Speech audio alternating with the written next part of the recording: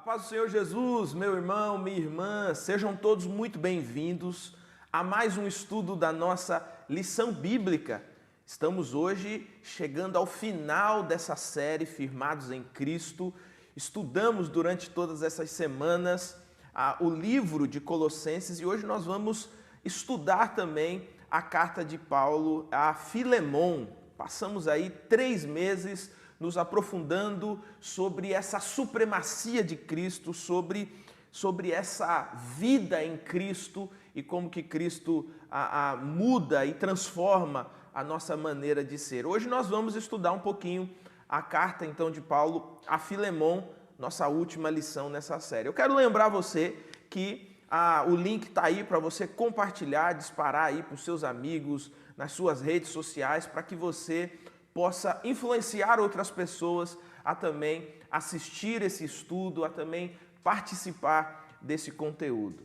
Olha só, agora ainda no começo eu quero lembrar você das inscrições para a Conferência 1. A nossa conferência vai acontecer agora no mês de novembro, nos dias 26 e 27, Assembleia Geral no dia 25, e as inscrições estão abertas. Você pode entrar lá no site conferenciauma.org, todas as informações disponíveis para que você escolha lá a melhor opção, para que você esteja conosco nesse tempo de reflexão, nessa missão de Deus no mundo, nessa missão de Deus de salvação no mundo e como que nós, como Igreja de Cristo, podemos trabalhar juntamente com o Espírito de Deus nessa missão. Então entra lá, conferenciauma.org, faça a sua inscrição para que nós estejamos juntos nesse tempo de reflexão.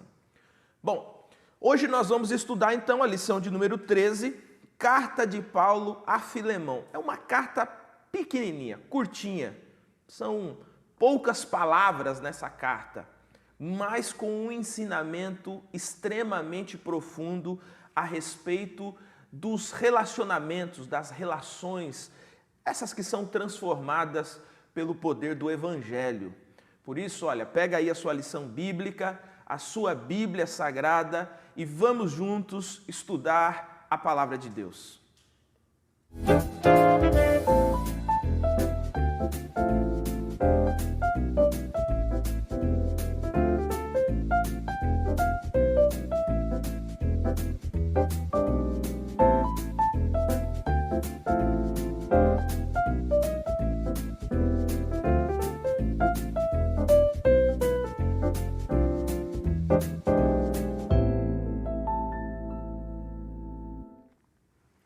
A carta de Paulo a Filemon foi escrita em um período em que o apóstolo estava preso, provavelmente numa casa alugada, mas estava preso, e ele escreve para Filemon, que possivelmente era alguém bastante importante na igreja, na comunidade da fé. Provavelmente as pessoas se reuniam na casa de Filemon para celebrar a Jesus, para aprender o Evangelho, e Paulo tem uma situação que ele quer corrigir com Filemon.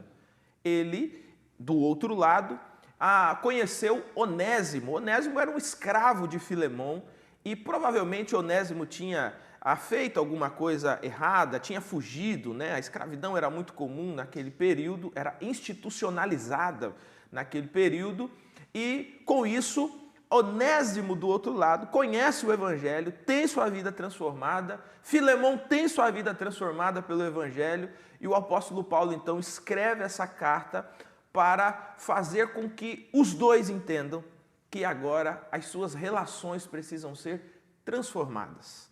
É impressionante a profundeza dessa carta para nos mostrar como o poder do Evangelho é transformador da nossa vida. Como que ele corrige as diferenças, como que ele nos iguala, como que esse poder do Evangelho nos torna pessoas mais parecidas com Cristo e menos parecidas com o mundo e com as práticas, com as ações do mundo.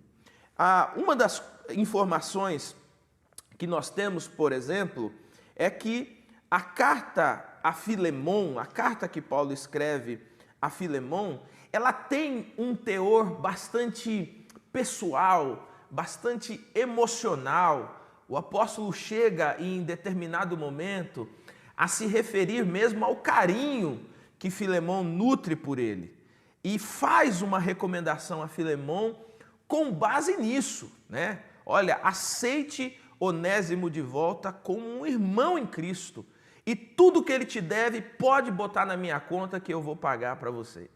É uma relação de pessoalidade, de amizade muito interessante que é exposta aqui. Olha, por exemplo, o versículo 16, que é o texto base da nossa lição bíblica. Apóstolo Paulo dizendo para Filemão, ele já não é um escravo para você, é mais que um escravo, é um irmão amado, especialmente para mim. Veja como que Paulo coloca a sua pessoalidade entre essa relação de Filemão e Onésimo. E ele diz, agora ele será muito mais importante para você, como pessoa e como irmão no Senhor. O que essa carta nos ensina a respeito de relações transformadas? Está conosco hoje o pastor Eleilton, que vai nos ajudar a encontrar, a buscar essas respostas, a entender essa pequena carta de Paulo a Filemão e quais os profundos ensinamentos dessa carta para a nossa vida cristã, né? Para a firmeza da nossa vida cristã. Pastor Eleilton, mais uma vez, seja muito bem-vindo. Que Jesus use você aí mais uma vez para nos ajudar a entender a palavra dele. Amém, pastor Samuel. Paz do Senhor para todos os irmãos e irmãs que nos acompanham. É uma alegria a gente poder participar novamente desse estudo e conversarmos um pouco a respeito desse tema, a respeito dessa carta, uma pequena carta, como o pastor Samuel bem disse aqui a princípio, mas que possui inúmeros ensinamentos para a igreja do nosso tempo, como é toda a palavra de Deus, né? Graças a Deus por isso. Renovada, inclusive, né? Sim. Renovada, a mensagem do Evangelho, ela transpõe tempo e espaço, né? Graças a Deus por isso. Pastor Eleilton, vamos lá. Primeiro lugar, né? Aqui já na primeira pergunta. Quem foi Onésimo antes da conversão? E fale também um pouquinho sobre essa seriedade que havia naquela época em relação às leis de escravidão. Bom, Onésimo, ele foi, né, um dos milhões de escravos que existiam no Império Romano do primeiro século.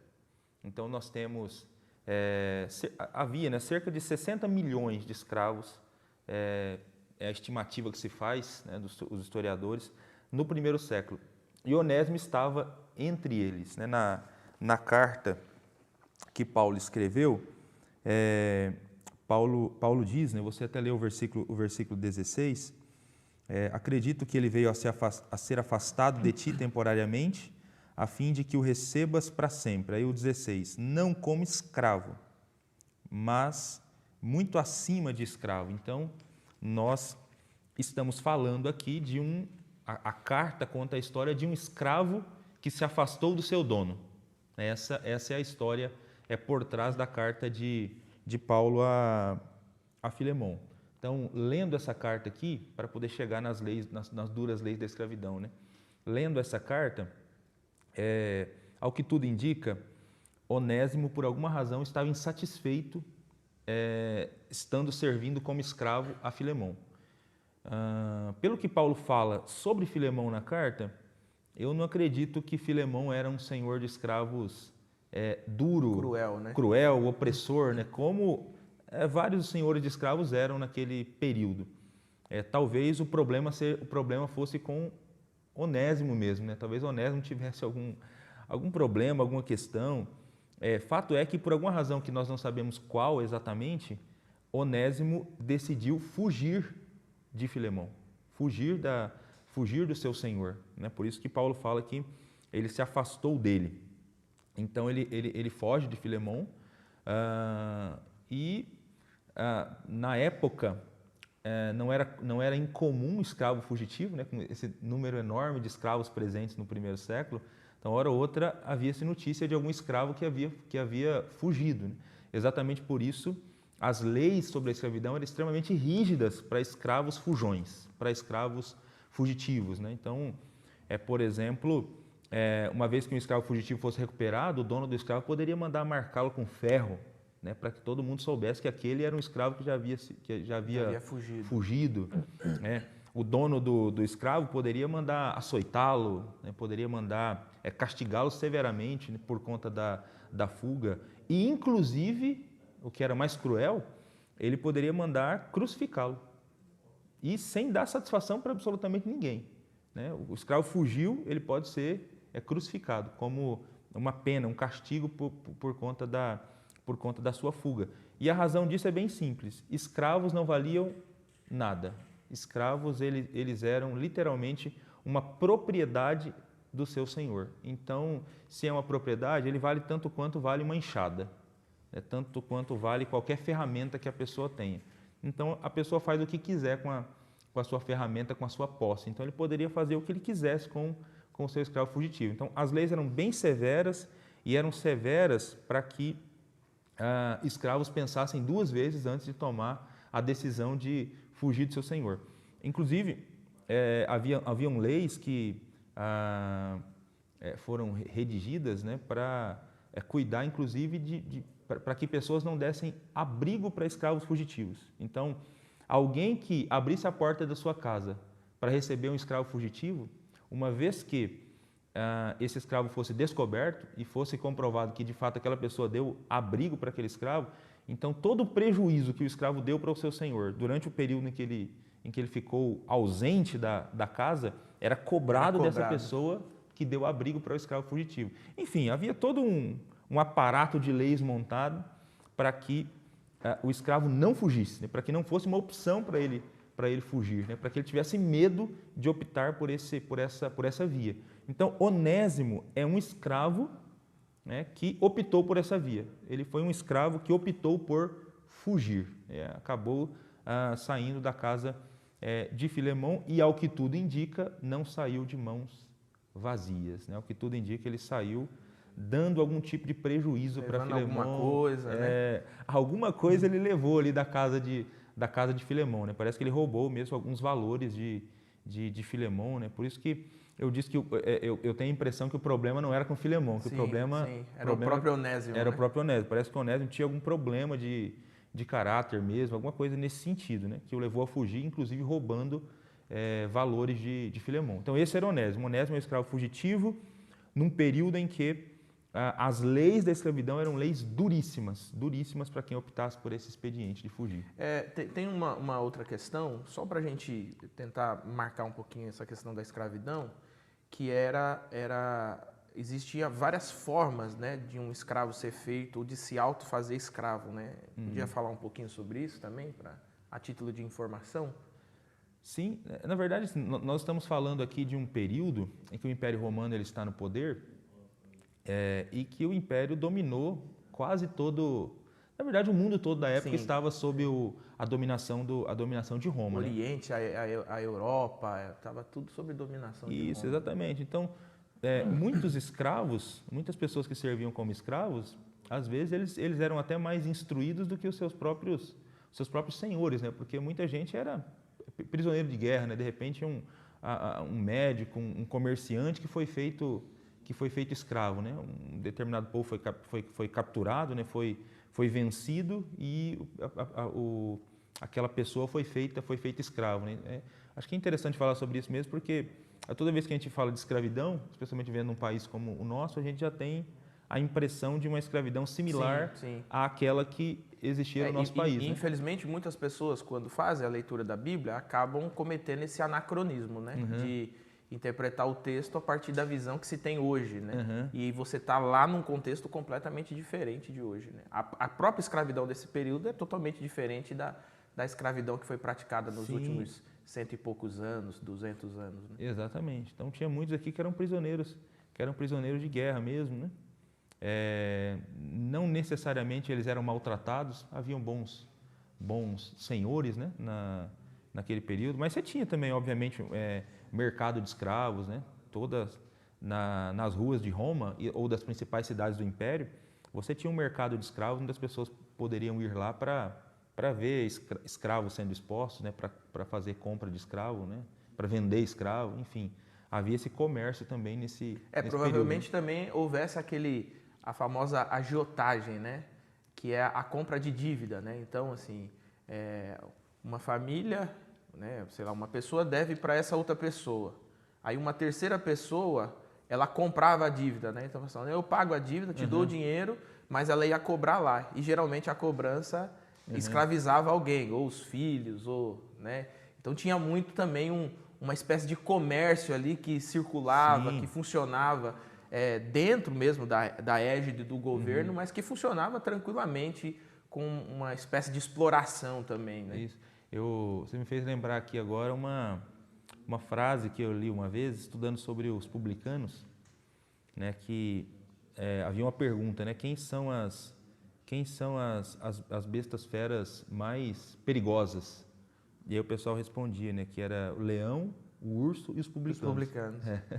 Estavam entre as bestas feras mais perigosas, porque eles eram tirânicos mesmo na cobrança, e realmente havia isso mesmo. Então, de repente, esse cobrador ia até a casa para cobrar uma dívida, dependendo do tamanho da dívida, se a família não tem condição de pagar, então ou o cara confiscava a casa, então a pessoa ficava sem casa e ficava com a casa dela para pagar a dívida, ou então levava filhos mesmo, né? De repente, um ou outro filho era levado para trabalhar como escravo mesmo, né? Para ser vendido no mercado de escravos para poder pagar aquela dívida, né? Que fora contraída pela família. E às vezes, inclusive, isso não era vitalício, né? Não era a vida inteira, né? Às vezes havia até uma prescrição de período, né? O valor X serve como escravo tanto tempo e depois desse tempo... Isso, exatamente. É isso aí. Muito parecido com o que a gente vê na própria Bíblia, né?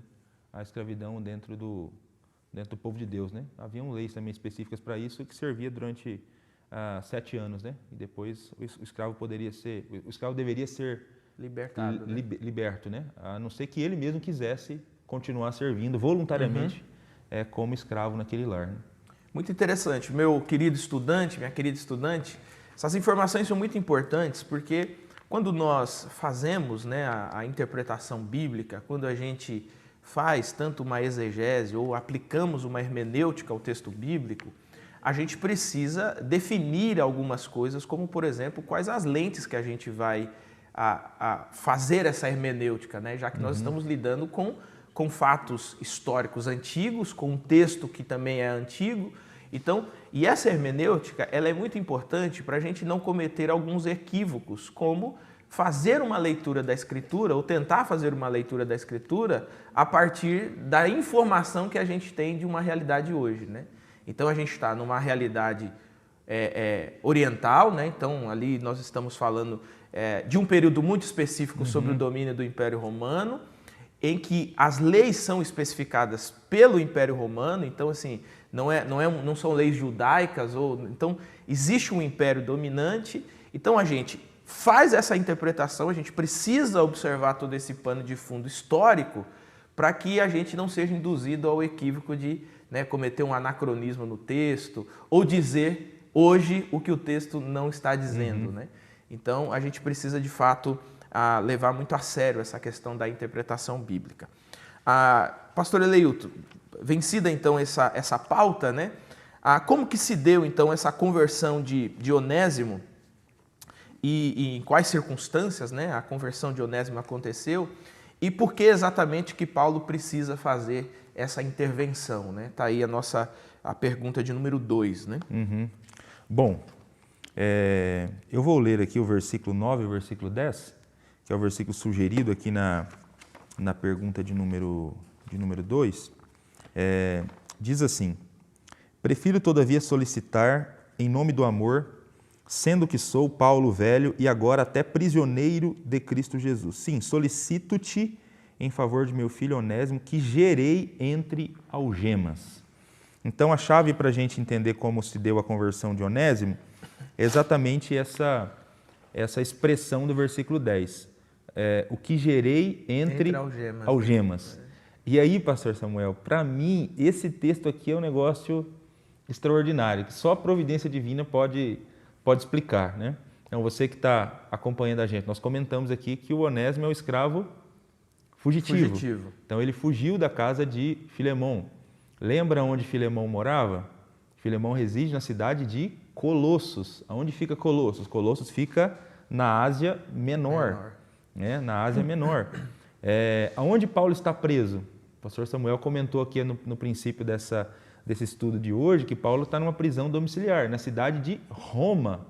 Então, de Colossos para Roma é muita... É uma distância considerável. É muita distância. A lição aqui fala de 1.500 a 2.000 quilômetros. Pensa nas circunstâncias da É uma viagem para o Nordeste aqui, né?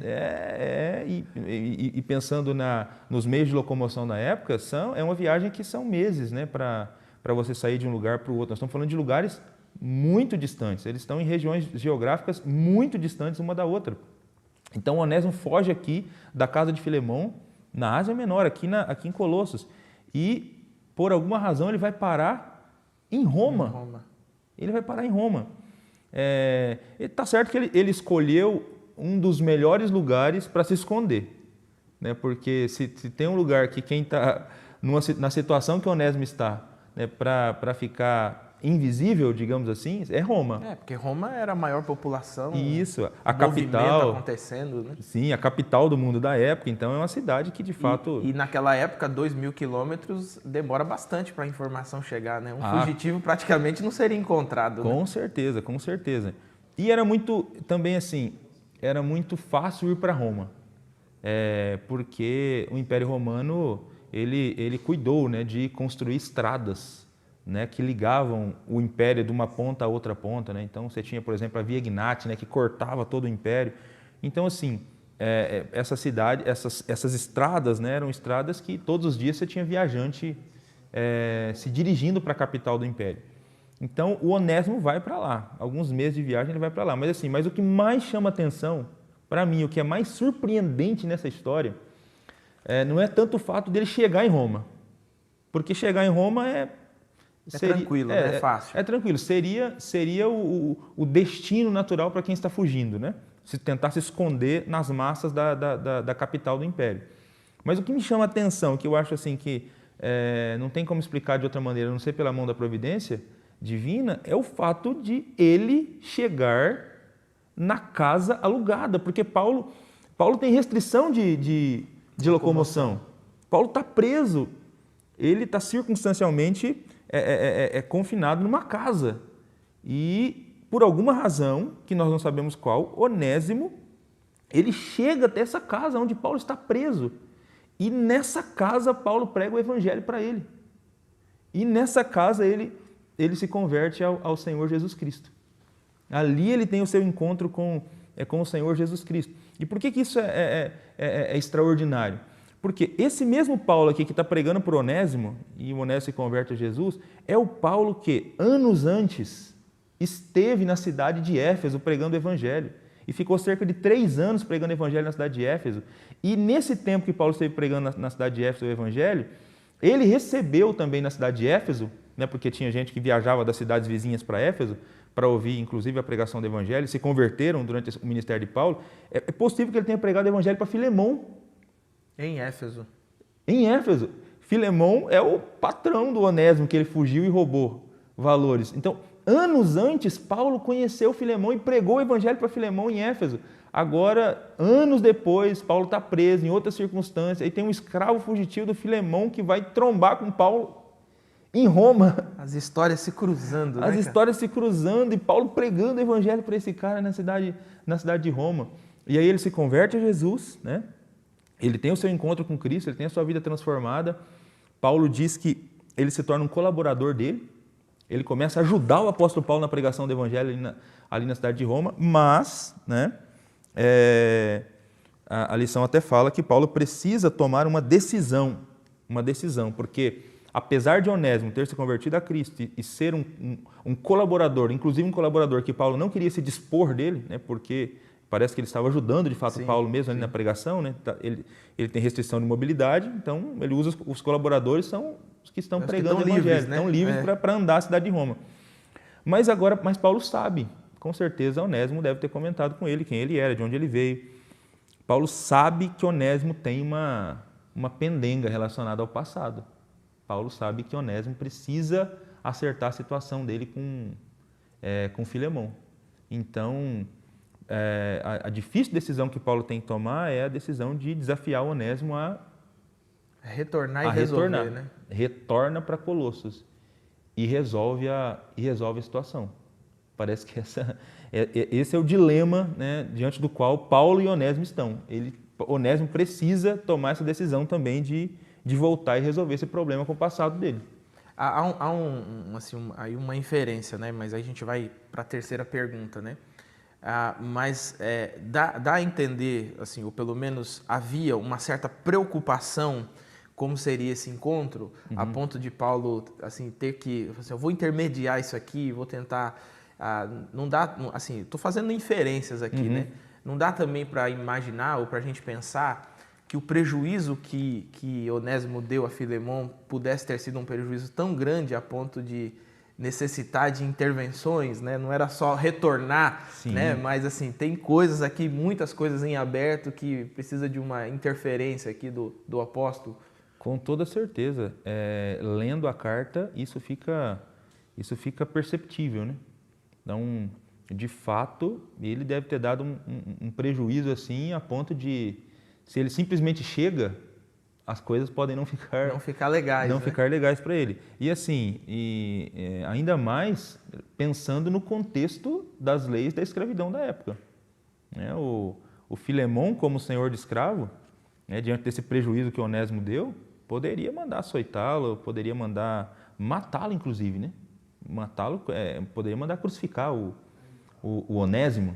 Então, eu penso, pastor Samuel, que até para o Onésimo, fazer essa viagem de volta, para mim é uma evidência de que o coração dele, de fato, havia sido transformado, né? De que ele havia tido um encontro com o Evangelho de Jesus, senão ele não faria essa viagem. É uma viagem que você vai para sofrer o ônus, né? Isso, exatamente. Existe assim, uma carta, mas a carta não é garantia nenhuma, Não né? é garantia nenhuma, ele pode chegar lá e as coisas ficarem muito ruins para ele.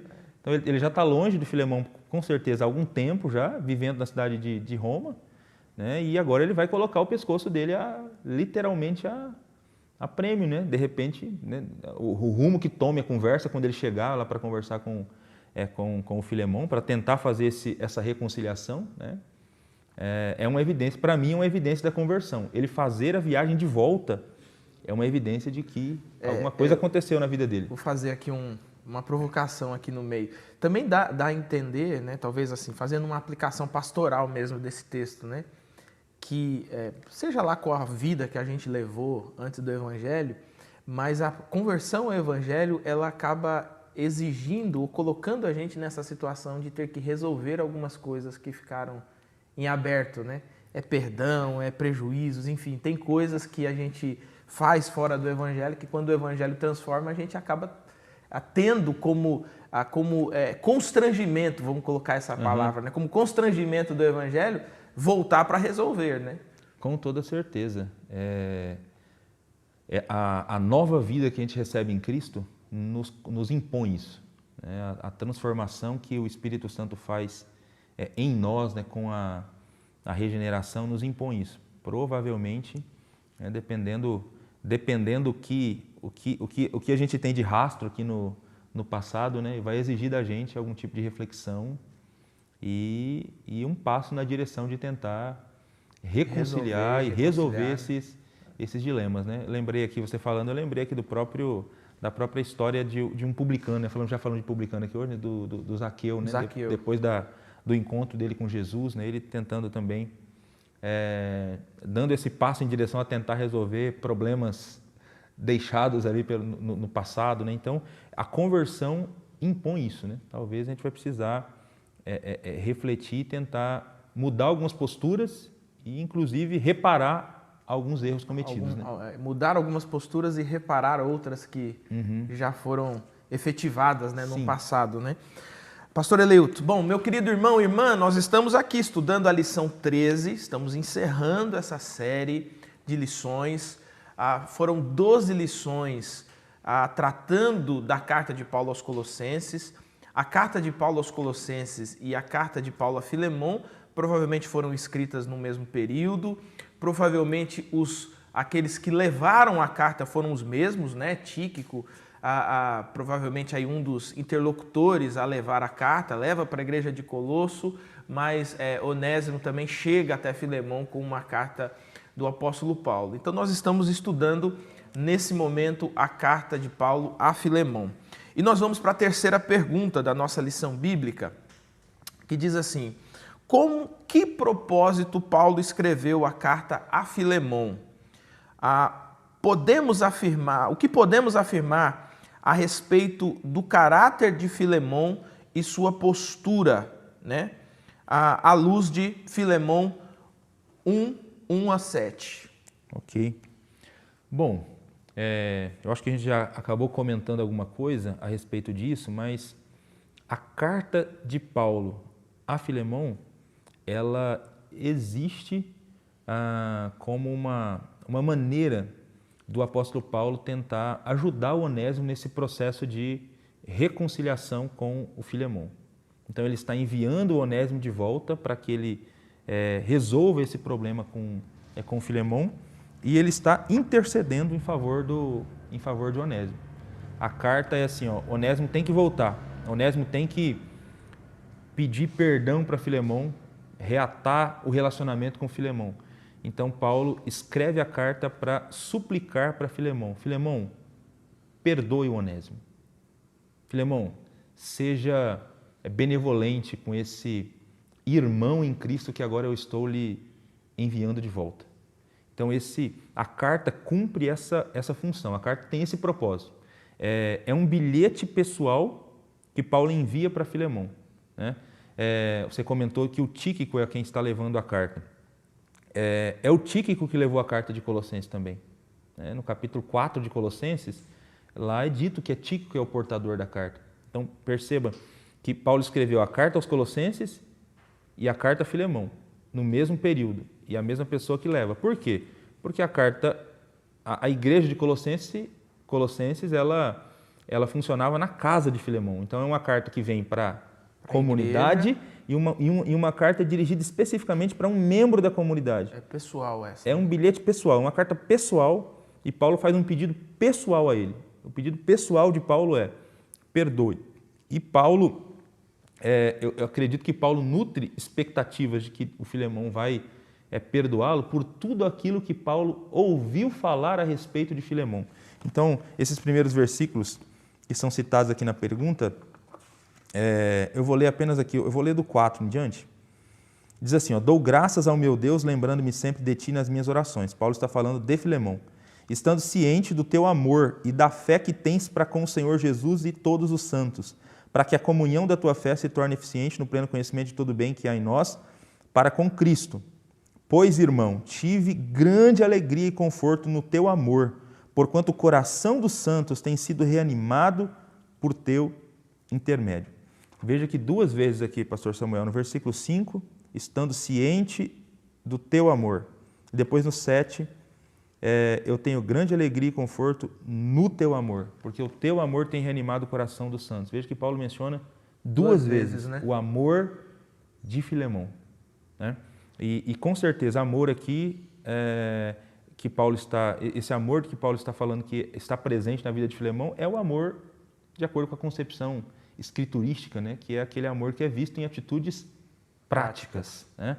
Então, Paulo sabe que Filemão é alguém que ama as pessoas de verdade, né? E que Filemão é uma pessoa boa de coração. O próprio nome dele significa amado.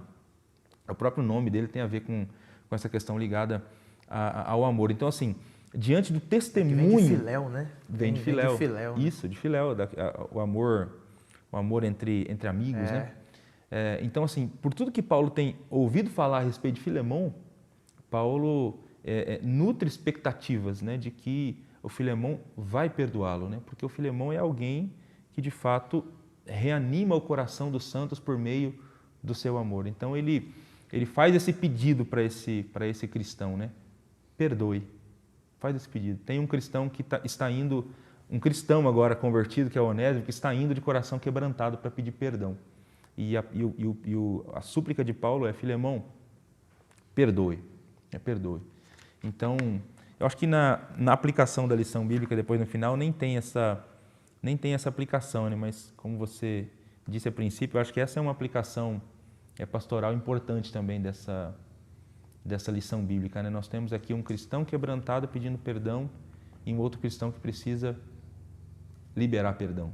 Então, ele também precisa demonstrar esse quebrantamento, né? Demonstrar esse quebrantamento, exatamente. Não tem como ler essa carta e não pensar sobre isso, né? Se não existem pessoas que ficaram pelo caminho, que nós magoamos e deixamos magoadas pelo caminho, né? Se não existem pessoas que nós estamos precisando hoje pedir perdão, hoje chegar até essas pessoas e pedir perdão. E se não existem pessoas também que nós precisamos liberar perdão. Se a gente não está guardando mágoa, né, se não tem mágoa empoçada no nosso coração de muito tempo, e de pessoas que querem se reaproximar da gente e a gente não dá esse passo, né? Também de liberar perdão. Né? Porque aqui a carta é isso, é alguém que está com o coração quebrantado, querendo resolver uma questão, e o outro que precisa, por sua vez, também dar um passo em direção a esse para liberar perdão. E em tese, o prejuízo é dos dois lados, Sim. né? Em tese, né? Porque você tem... o Filemão sofreu um prejuízo financeiro, né? Mas o Onésimo agora precisa lidar também com o prejuízo de ter se reconhecido com aquele caráter que agora está sendo transformado. Né? Eu fico imaginando isso, porque assim, vamos pensar assim, dentro de um contexto social, né? Quando eu sou roubado, eu sofro prejuízo, né? Mas aquele que me rouba, ele me rouba, mas ele também é uma vítima, porque o pecado também está no coração dele. Sim. Aí você imagina o seguinte, esse que me roubou se converte ao Evangelho. Então, eu estou aqui, sofri o prejuízo, esse que me roubou se converte ao Evangelho. Aí ele senta no banco do lado do meu na igreja. Eu olho para ele porque eu sou vítima, mas ele olha para mim e fala assim, cara, eu também sou. Né? Observe como que o Evangelho é extraordinário, né? Porque o Evangelho, ele coloca quem sofre o dano, quem provoca o dano, na perspectiva do pecado, todos estão na mesma situação, necessitados da graça, da bondade, da misericórdia de Deus, né? Então, com prejuízo, entre aspas, sem prejuízo, todos acabam sendo uma vítima do pecado, né? Disso que o pecado faz, né? Olha, eu vou falar para você, pastor Eleilton, e na verdade, assim, quando a gente estuda a história da igreja, se percebe de fato claramente que houve um colapso social, né? Justamente por quê? Porque quando o evangelho transforma, é colapso mesmo. O cara que te roubou, você quer que ele morra, mas agora ele converteu a Jesus, ele está salvo em Jesus e é seu irmão em Cristo. Não olhem a ele mais como um bandido, agora ele é seu irmão em Cristo. Né? É uma aplicação interessante, né? É isso aí, é uma aplicação muito interessante. E assim, o que eu acho extraordinário nessa carta aqui é perceber, pastor Samuel, esse poder do Evangelho de transformar as relações humanas. Por isso, inclusive, o título, né? Relações transformadas. Transformadas, né? O Evangelho está transformando relacionamentos aqui, né? Relacionamentos, transformando vidas e relacionamentos. Então, é extraordinário o poder do Evangelho, né, de fazer isso com seres humanos. Né? E é legal a fala de Paulo, né? Aquela fala do quem fazia não faz mais, ela é interessante, né? Sim. Então quem roubava não rouba mais. E aí você pode colocar também, fazendo uma aplicação, talvez assim, sei lá, emocional, das relações emocionais. Então assim, aquele que não perdoava, agora perdoa. Perdoe, né? exatamente. Aquele que não amava, agora ama, né? Então é um negócio interessante. Eu acho que é interessante mesmo, porque assim, até o exercício do perdão é um exercício que a gente precisa do poder do Evangelho, do poder do Espírito, né? Acho que perdão é o tipo de coisa que é muito mais fácil falar sobre ela do que praticar. Falar é bonito, inclusive. Falar é bonito, mas praticar é difícil. Então a gente precisa do auxílio do Espírito. E quem tem o Evangelho de Jesus, quem se converteu, pode contar com esse auxílio, né, para ajudar a perdoar. Então, você que está assistindo a gente, né, você pode contar com o auxílio do Espírito para te ajudar a perdoar, para te ajudar a liberar perdão e para te ajudar a pedir perdão, inclusive, também. Né? O Espírito pode nos ajudar nesse sentido, porque o Evangelho transforma relações. Glória a Deus por isso, né? Pergunta 4, então, pastor Eleilton. vai falar um pouquinho sobre os argumentos que Paulo... E é muito interessante, né? Você percebe claramente ali o Paulo usando de todas as garantias, as vantagens que ele poderia ter sobre Filemon, né? Que argumentos Paulo usa em seu pedido a Filemon em favor de Onésimo? E que confiança ele possui em relação a cada um desses pedidos? Ok, vamos lá. Paulo sempre foi muito bom de argumento, né? Ele sempre foi muito bom de argumentação. Então aqui ele usa toda essa habilidade dele para pedir para o Filemon para que ele perdoe o Onésimo.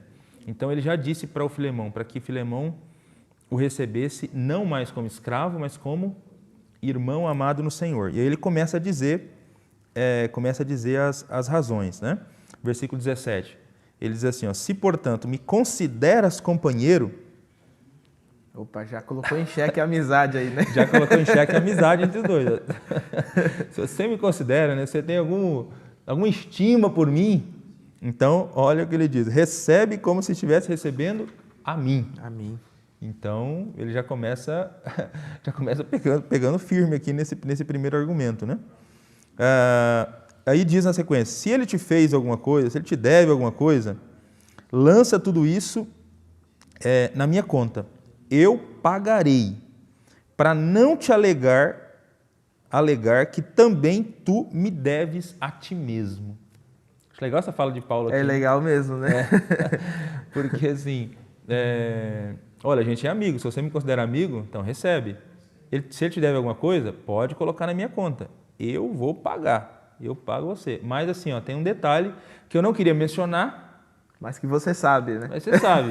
E eu vou mencionar. Você me deve a sua própria vida. Talvez Paulo aqui esteja fazendo menção ao próprio fato de ter pregado o evangelho para Filemon. Né? E havia uma condição também na época, né? Quando você é salvo por alguém, né? Quando alguém te salva, você deve a sua vida a essa pessoa. Então, assim, eu estava para morrer, essa pessoa foi lá e me salvou. Então, assim, olha, a partir de hoje eu devo minha vida a você, né? E aí Paulo, de repente, está mostrando aqui para ele, você estava morto, você estava indo, a condenação eterna garantida. E eu salvei você disso quando preguei o evangelho para você, né? Exatamente. Então, Paulo faz questão de fazer essa lembrança para o Filemão. Aí ele diz assim, sim, irmão, que eu receba de ti no Senhor esse benefício. Reanima o meu coração em Cristo. Então, me traz essa alegria, perdoando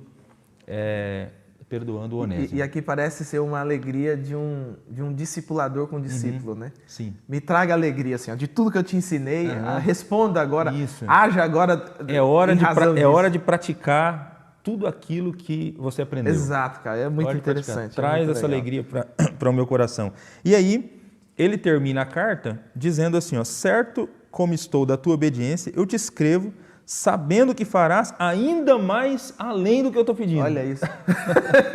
Então, ó, Filemão, eu estou escrevendo tudo isso, eu estou usando todos esses argumentos aqui, mas assim, eu sei que você vai fazer isso, tá? Vai fazer mais ainda. E aí ele termina dizendo assim, olha, eu mesmo, eu quero ir eu quero te visitar, né? Prepara aí uma pousada para mim, porque eu tenho expectativa de ser liberto, né, de ser restituído a vocês, e eu quero fazer uma visita para você. Então, o próprio Paulo termina dizendo isso também. Olha, tem mais uma coisa. Eu vou dar uma conferida aí. Eu vou ir conferir para ver se você fez isso mesmo. Então, o Filemão ainda tem que ficar com isso. Então, Paulo vai ser liberto da prisão e ele vai dar uma passada por aqui. É quase um mestre falando com seu discípulo, né? O mestre querendo conferir, né, se de fato o discípulo aprendeu a lição. Exatamente. Então, nós temos esses argumentos de Paulo. E Paulo tem certeza de que ele está certo de que Filemão vai perdoar. Aliás, por tudo que a gente leu sobre Filemão, tudo que Paulo escreveu sobre Filemão, que Paulo tem ouvido sobre Filemão, dificilmente ele não perdoaria, né? Eu acho que a pergunta que fica lendo essa carta, pastor Samuel, é se o Filemão perdoou o Onésimo, né? Porque nós não temos essa resposta diretamente na Bíblia, né? Essa resposta não está aqui. Eu nunca esqueço do dia que um adolescente me perguntou, ela disse assim, pastor, eu estou lendo a Bíblia, tal, eu li a carta de Filemão. Ah, que legal, que bom, né? Ela, pastor, mas eu só não entendi uma coisa. Por que essa carta está na Bíblia? Não faz sentido nenhum essa carta estar na Bíblia. Ah, por que não faz sentido? Ah, é uma carta que Paulo pediu para um dono de escravo perdoar o escravo que tinha fugido? E o que isso tem a ver comigo? Né? Olha aí, né? É porque essa carta ali, mas assim, o fato dessa carta estar na Bíblia, para mim, esse simples fato já é uma evidência de que essa história teve um final feliz. Um final feliz. Por que a igreja cristã preservou essa carta? Por que essa carta entrou no cânon? Por que ela foi copiada e recopiada várias vezes e ela era conhecida de toda a cristandade, né? Porque para entrar no cânon, a carta tinha que ser católica, né? Tinha que ser conhecida por toda a cristandade. Por quê? Porque essa história é uma história que tem um final feliz, né? Esses cristãos se reconciliaram, perdoaram-se uns aos outros e essa carta traz inúmeras lições, então, e desafios para os cristãos do nosso tempo. E eu acho que a própria lição cita também aqui uma carta, né, que o bispo Inácio da Síria, ele escreveu para o bispo de Éfeso. E o nome do bispo de Éfeso era Onésimo, né? Era Onésimo.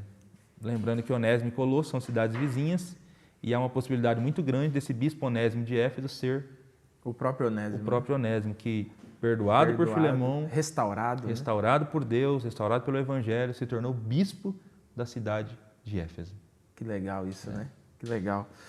Meu querido irmão, querida irmã, estamos chegando ao fim do estudo da nossa lição de hoje e você conseguiu perceber aí como que esses poucos versículos, 335 palavras nessa carta de Filemão, percebeu a profundidade do ensino. 335 palavras e um ensino assim que a gente poderia ficar aqui por mais vários minutos aqui falando sobre esse poder do Evangelho que transforma relações. Pastor Eleilton, eu queria que você fizesse uma aplicação, uma palavra pastoral mesmo a respeito dessas transformações, não só transformações pessoais, mas essas transformações que o Evangelho provoca dentro de uma sociedade, dentro das relações sociais também. Amém. Bom, a lição termina com essas duas aplicações, né? E que a gente faz questão de ressaltar aqui. A primeira delas é que o Evangelho de Jesus transforma biografias individuais. Então isso é claro olhando para esse texto. O Evangelho transformou a vida de Onésimo, de um escravo fugitivo, sem perspectiva, né, de alguém que teria que viver toda a sua vida se escondendo, né, correndo, com medo de ser encontrado e ser morto. De repente ele tem um encontro com o Evangelho de Jesus e a vida dele sofre uma guinada. 180 graus de mudança. 180 graus de mudança. Ele se reconcilia com Filemão, ele se torna um bispo, se torna um pregador. Então o Evangelho transformou a vida do Onésimo. De um ladrão fugitivo, ele se transforma num cristão maduro, num pregador do Evangelho, em alguém que tem um novo horizonte para a sua vida. Não precisava mais fugir nem se esconder. Então o Evangelho faz isso. Você que está ouvindo a gente, o Evangelho faz isso. O Evangelho transforma biografias. Não sei se você conhece alguém que está com a vida toda arruinada, precisando de transformação, pessoas que de repente você acha que não tem mais jeito. Para o Evangelho de Jesus, tem jeito. O Evangelho transforma biografias individuais. Glória a Deus por isso. E o Evangelho derruba também barreiras sociais segregadoras, porque é muito interessante essa carta. Paulo diz para o Filemão receber o Onésimo como irmão, não como escravo, mas como irmão amado no Senhor, porque o Evangelho faz isso. O Evangelho coloca senhores e escravos numa mesma família, que é a família de Deus. E nessa família não existe essa distinção. As pessoas não são tratadas diante de Deus com base na sua condição social, com base no seu gênero, com base em cor, com base em etnia. Dentro da família de Deus, né? Dentro desse novo relacionamento criado pelo Evangelho, as pessoas são tratadas iguais, são irmãs. Paulo diz para que Filemão receba como irmão amado no Senhor Jesus Cristo. Então, esse é um desafio para a gente que a carta de Filemão traz. É um princípio importante que a carta de Filemão traz para a gente. O Evangelho derruba barreiras sociais segregadoras. Nós somos desafiados a olhar para as pessoas como pessoas criadas à imagem e semelhança de Deus, que tem valor e importância diante de Deus. Esse é o Evangelho do Senhor Jesus. Glória e esses a Deus desafios do Evangelho traz para a gente. Glória a Deus, glória a Deus. Esse é o poder do Evangelho, né? É quando o Paulo fala, né, que o Evangelho é o poder de Deus para a salvação, não há de fato uma outra palavra que pudesse descrever o que esse Evangelho faz, né? Sim. Pastor Leilton, pode fazer uma oração para a gente? Amém. Vamos orar. Senhor, muito obrigado por esse tempo estudando a Tua Palavra, nessa oportunidade, estudando a carta de Filemão, que foi tema da lição de hoje, meu Deus. Diante desse estudo, nós não poderíamos terminar sem pedir para o Senhor que o Senhor nos ajude, Deus, ajude a mim, ajude a todos aqueles que estão nos ouvindo e nos acompanhando, Deus, nesse estudo, a vivermos relacionamentos transformados, Deus. Se há alguém que nos ouve precisando pedir perdão, precisando liberar perdão, meu Deus, com o poder, por meio do poder do Espírito, ajuda esse teu filho e filha, Deus, a caminhar nesse sentido, a resolver esse problema e a eliminar, de repente, essa mágoa que já está empossada no seu coração há tanto tempo. Pelo poder do Evangelho, Deus, ajude-nos a continuar acreditando que o teu Evangelho transforma biografias, transforma vidas, meu Deus. No nome de Cristo, continua transformando vidas por meio do teu Evangelho.